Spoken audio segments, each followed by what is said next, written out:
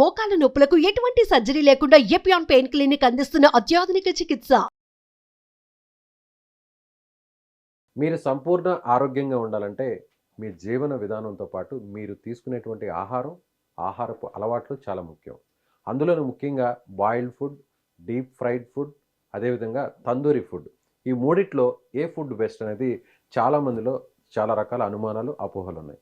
దీనిపై క్లారిటీ ఇవ్వడానికి మనతో పాటు ఉన్నారు డాక్టర్ గారు, ప్రముఖ physician, diabetes consultant and councillor Kiran గారు. సార్ నమస్తే. నమస్కారం అమ్మా. సార్, చాలామందికి చాలా అనుమానాలు ఉన్నాయి. ఎలా అంటే ఇప్పుడంతా ఆయిల్ ఫ్రైడ్ తింటే చాలా ప్రాబ్లమ్స్ అంటున్నారు కాబట్టి నేను తందూరి ఫుడ్ తింటున్నానని చాలామంది అనుకున్నారు. రీసెంట్గా ఏం చెప్తున్నారంటే ఇలా బొగ్గుల మీద, కోల్ మీద అలా కాల్చుకొని తినడం వల్ల క్యాన్సర్ వచ్చే ప్రమాదం కూడా ఉంది, కార్బన్ డైఆక్సైడ్ మిక్స్డ్ అవుతుంది అని చెప్పి అంటున్నారు. నిజమే అంటారా? నిజంగా ఆ సమస్య ఉంది? అవును, కార్సినోజన్స్ అనేటివి ఫామ్ అయ్యే ఛాన్సెస్ ఉన్నాయి కాబట్టి అది అట్లే రిపీటెడ్గా తీసుకుంటుంటే క్యాన్సర్, ముఖ్యంగా కోలోరెక్టల్ క్యాన్సర్ కానీ ప్యాంక్రియాస్ క్యాన్సర్స్ వచ్చే ప్రమాదం ఉందనేది ఉందన్నమాట. బట్ మనం బేసిక్గా సౌత్ ఇండియన్స్ ముఖ్యంగా మనం తందూరి ఐటమ్స్ పదే పదే రిపీటెడ్గా రెగ్యులర్గా ఏం తీసుకోం, రేర్గా తింటాం. ఏదైనా ముఖ్యంగా బయటికి వెళ్ళినప్పుడే. అయినా ఎంతమంది దగ్గర ఇంట్లో తందూరి ఫెసిలిటీ ఉంది? లేదా ఓటీజీ, ఇప్పుడు కొత్తగా మనకు గ్రిల్డ్ చేసుకునేటివి దొరుకుతున్నాయి, ఓవెన్స్ లాంటివి కూడా దొరుకుతున్నాయి. బట్ ఇంట్లో చేసుకునేటప్పుడు దాని క్వాలిటీ అనేది వేరే. ఇంత టైం పడుతుంది, మనం ఇంత టైం ఓపికగా తీసుకుంటాం. ఇప్పుడు మనకు ఊళ్ళలో కూడా ఇప్పుడు బొగ్గుల మీద మనం 10 మంది వచ్చినప్పుడు చికెన్ ముక్కలు కానీ మటన్ ముక్కలు పుల్లలు చీకులు పెట్టేసి ఆ బొగ్గుల మీద పెట్టి కూడా సరదాగా ఎప్పుడో ఒకసారి తీసుకుంటూ ఉంటారు. ఒకటో రెండో మాడిపోతాయి, పై తీసేసుకొని మిగతాటి తింటారు. దానివల్ల క్యాన్సర్ వస్తుందని మనం డిస్కస్ చేయట్లేదు, అవి సరదాగా నడిచిపోతుంటాయి. బట్ రెగ్యులర్గా ఇప్పుడు ముఖ్యంగా మన యూరోపియన్ దేశాలలో కానీ లేకుంటే అగ్రదేశాలలో సరదాగా బాల్కనీలో గ్రిల్ ఒకటి ఉంటుంది. సో రెగ్యులర్గా నడుస్తూ ఉంటాయి. అది ఒక విధానం అనమాట. బట్ అక్కడ too much, almost alternate day daily వాళ్ళకి నాన్ వెజ్ పడుతుంది, వాళ్ళు ఫైబర్ సరిగ్గా తీసుకోవట్లేదు కాబట్టి అక్కడ కోలోరెక్టల్ క్యాన్సర్స్ కూడా ఇటువంటి వారిలో కనపడుతున్నాయి అక్కడ. అదొకటి. ఇప్పుడు మన ఇండియాలో కూడా చాలామంది గ్రిల్స్ తీసుకొని బాల్కనీలో పెట్టుకుంటున్నారు. బట్ అవి సంవత్సరానికి 1-2 సార్లు యూజ్ చేసేది, ఎందుకంటే టైం లేదు. దాన్ని తీసుకెళ్ళి పెట్టాలా, ఓపిక టైం లేదు. కొంత వరకు ఉంటుంది ఓపిక. ఒకసారి బాల్కనీలో పెట్టిన తర్వాత అది మళ్ళీ సిలుం పట్టాకే చూసేది మనం. ఎక్కడైనా పార్టీస్లోనూ ఏదైనా ఫంక్షన్స్లోనూ అక్కడ రేరుగా కనిపిస్తుంటాయి. బట్ ఇక్కడ ఏంటంటే ఇప్పుడు మనము బార్బిక్యూస్ ఏదన్నా మనం నాన్ వెజిటేరియన్ బార్బిక్యూస్ చేసేటప్పుడు అవి ప్రాపర్గా మ్యారినేట్ చేసుకొని అవి కాలడానికి టైం పడుతుంది. అది 20 నిమిషాలు కావచ్చు, 30 నిమిషాలు కావచ్చు, మాంసాన్ని బట్టి. ఇప్పుడు మటన్ లాంటిది అయితే కొంచెం టైం ఎక్కువ, మటన్ అయితే ఒకలాగా మీరు అన్నట్టు, ఫిష్ అయితే ఒకలాగా, పన్నీర్ అయితే ఒకలాగా, ప్రాన్స్కి అయితే ఒకలాగా. పార్టీస్లో ఇప్పుడు జరుగుతున్న హోటల్స్లో పార్టీస్లో ఇప్పుడు చాలా ఫేమస్ అయిపోయినాయి కదా మనకి. అవును, కొన్ని ఆ పేరుతోనే వచ్చేస్తున్నాయి రెస్టారెంట్స్. అవును, ఎక్కువ అయిపోయినాయి కాబట్టి ఇప్పుడు ముఖ్యంగా వీకెండ్స్, శుక్రవారం, శనివారం, ఆదివారం ఫుల్గా నిండిపోయి ఉన్నారు. ఒక్కసారిగా మీకు అంత తందూరి ఐటమ్స్, అన్ని బార్బిక్యూ ఐటమ్స్ ఎలా తయారు చేయగలుగుతారు? సో మంట ఎక్కువ పెట్టాలి. ఓకే, అది మంటది కావచ్చు లేకంటే కరెంటుది కావచ్చు. సో 15 నిమిషాల్లో పట్టేది ఒక 5 నిమిషాలు 10 నిమిషాలు కావాలంటే మంట ఎక్కువ పెట్టేస్తే. సో ఎక్కువ హీట్లో చేసేటప్పుడు ఏమవుతుందంటే అది మనం డైజెస్ట్ ప్రాపర్గా చేసుకోలేము, మనం డైజెషన్ ప్రాపర్గా చేసుకోం. బట్ రిపీటెడ్గా అవుతున్నప్పుడు అది కార్సినోజెన్స్కి దారితీస్తుంది కాబట్టి అనేది కొంతమందిలో అది గమనించడం జరిగింది. కాబట్టి ఓవర్ హీటెడ్గా మనం ఫుడ్ని కుక్ చేయకూడదు. ఇప్పుడు ఉదాహరణకి మనం బాయిల్ చేసుకుంటున్నప్పుడు ప్రాపర్గా ఒక కుండలో కానీ ఒక గిన్నెలో ఉడకబెట్టినప్పుడు 100 degrees నీళ్లు ఉడుకుతుంది, వాటర్లో ఉడికేటప్పుడు. కుక్కర్లో పెట్టినప్పుడు టెంపరేచర్ ఎక్కువ అయిపోతుంది.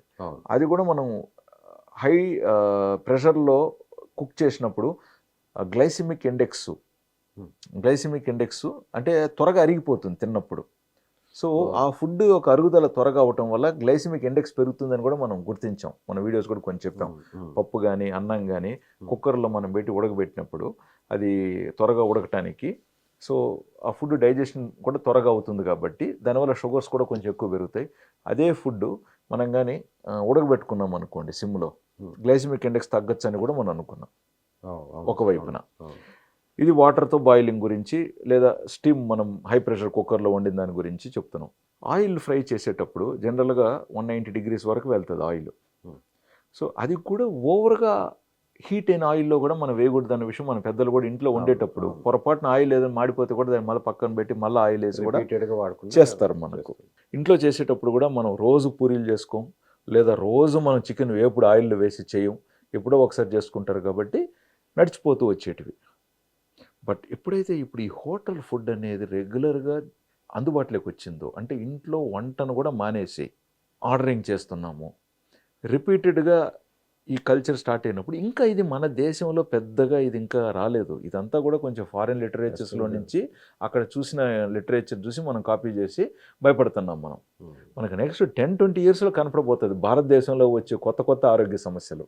కానీ ఆయిల్ ఫుడ్ని అవాయిడ్ చేయడం అంటే ఇంకా తప్పదు, ఇదే కదా సార్, ఇంకా తందూరి మనకి బార్బిక్యూ కదా. కరెక్టే సార్. ఇప్పుడు తందూరి బార్బిక్యూ మంచిది, బట్ దాన్ని ఒక ప్రాపర్గా ఛానల్గా ఒక టెంపరేచర్ మితిమీరకుండా, అంటే దాదాపు అక్కడ మనకు 200 degrees మించకూడదు. మీరు తందూరి చేస్తున్నా సరే అతిగా వేడి పెట్టకూడదు, త్వరగా కాల్చేయాలి, నల్లగా రాకూడదు అనుకోండి. అంటే అందరికీ అర్థమయ్యే విధంగా, అంటే నల్లగా బొగ్గు కనిపించే విధంగా రాకూడదు. చుట్టూరు ఏమో కాలిపోవటం, లోపలేమో ఉడకకుండా ఉండటం, అది జరగకూడదు అనుకోండి. మీరు సింపుల్గా చెప్పాలంటే అది. సో లోపల నుంచి లాస్ట్ బయట వరకు పైన ఎలా ఉంటుందో లోపల కూడా అలాగే ఉంటే అలాంటి ఫుడ్ తీసుకోవచ్చు. అలాంటి ఫుడ్ రావాలంటే అది ఓపికగా మీరు వండుకుంటేనే, టైం పడుతుంది కాబట్టి. లేదా హోటల్లో వాడికి 1-4 సార్లు చెప్పాలా. మనం ఎన్నోసార్లు చూస్తూ ఉంటాం తందూరి ఫాస్ట్ అంటుంటాం. తందూరి రొట్టి చెప్పినప్పుడే 1-2 సార్లు చెప్పాలా, బాబు కాలిపోకూడదు, బేస్ నల్లగా వస్తే నేను మళ్ళీ వెనక్కి పంపిస్తాను అనేది వాటికి 1-2 సార్లు చెప్తే గానీ వాడు అప్పుడు లో ఫ్లేమ్లో దాన్ని తీసుకుంటాడు, దాన్ని మేక్ చేయాలి, మైండ్ పెట్టాలా. ఎస్, మీరు చెప్పినట్టుగా ఇంట్లోనూ లేదంటే బయట మెస్లోనూ తయారు చేసే చికెన్ కర్రీ వేరే, రెస్టారెంట్స్లో హోటల్స్లో అప్పటికప్పుడు ఫాస్ట్గా తయారు చేసే చికెన్ కర్రీ వేరే. అవును, అంతే కదా సార్. ఇక్కడ నేను హోటల్నో లేదా ఇంకెవరినో తప్పు పట్టాలనేది నా ఉద్దేశం కాదు. మనం ఏం కోరుకుంటున్నాము, ఎదుటి వైపు వాడు ఎలా దాన్ని సప్లై చేస్తాడు, ఎదుటి వాడిని కూడా మనం మనిషిలాగా చూడాలి. అది మన మిస్టేకే. నేను ఆర్డర్ పెట్టి 15 నిమిషాలు అయింది, నువ్వు ఇంకా తీసుకురావట్లేదు, వాడు తిడితే వాడు ఏం చేస్తాడు పాపం, పోయి రే మంట పెట్టరా లోపలికి పోయి అంటాడు. రెస్టారెంట్లో అంతా చాలా మంది కస్టమర్లు అదే గొడవ, ఎందుకంటే ఇంకా రాలేదేంటి ఫుడ్, ఇంకా రాలేదేంటి, దానివల్ల వచ్చే నష్టం ఏందో వాళ్ళకి అర్థం కావట్లేదు. సో బాయిల్డ్ ఫుడ్ బెస్టా ఫైనల్గా, ఆయిల్ ఫుడ్ బెస్టా, మీరు అన్నట్టుగా తందూరి బెస్టా? ఇమ్మీడియట్లీ ఏది బెస్ట్? అన్నీ మంచివే అండి, ఏదైనా కూడా మోడరేషన్లో తీసుకోవాలి. ఇప్పుడు వండుకొని తినాల్సినవి మీరు బాయిల్ చేసుకొని ప్రాపర్గా తినగలిగితే అది బెస్ట్ అండి.